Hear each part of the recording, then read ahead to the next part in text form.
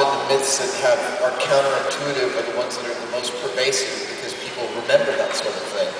And anything that gives us a shape to the world, we like to trade as stories, especially if someone was maimed or killed in some spectacular way. That's really our bread and butter. So, sort of following from that, do you sometimes choose myths just based on how they're going to look on television when you test them? Absolutely. No, there are, it's like a comedian will tell you, he knows where the joke is going. The trick is how he gets there.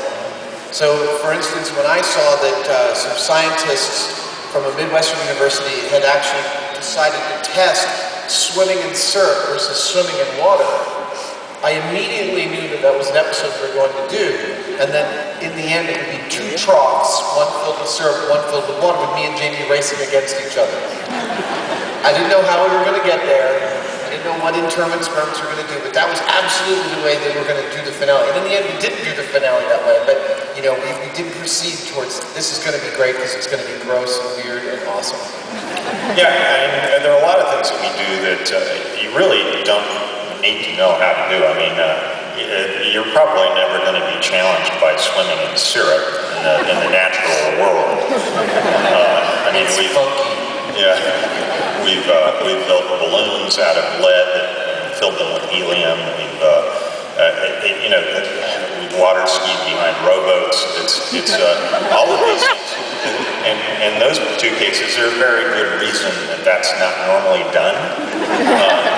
But it's about the process, it's just that. It's about experiencing the process. I mean, when you climb a mountain, it's not because the view is so great from the top. It's the trip there. It's a challenge, and how you plot your route, how you figure things out along the way is, in our case, it's just a tremendous joy. And so we do that in the show, and hopefully it translates to the audience. Well, I mean, it actually brings up the difference between our show and the shows we grew up with, like Mr. Wizard and Bill Nye.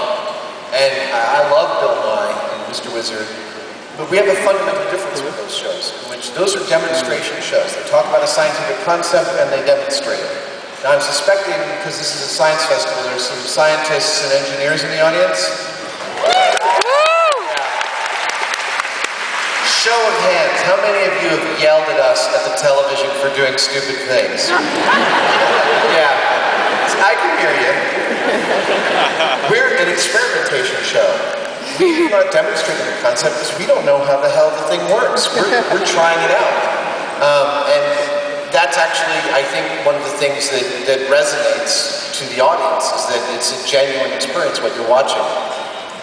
Yeah, for the most part, if we actually knew what we were doing, it wouldn't be any fun to watch. So, but it is something. It's as you're watching these kinds of things and you're seeing us fail, normally you try to do something, you want to succeed, but we've learned that actually the best times for us are when we fail, because we actually grow, we learn.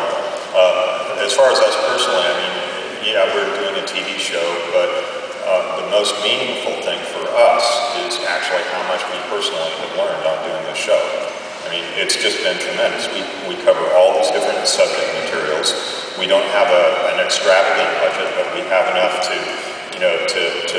get into just about anything that we want to do. And if we can use explosives, the more the better as far as production.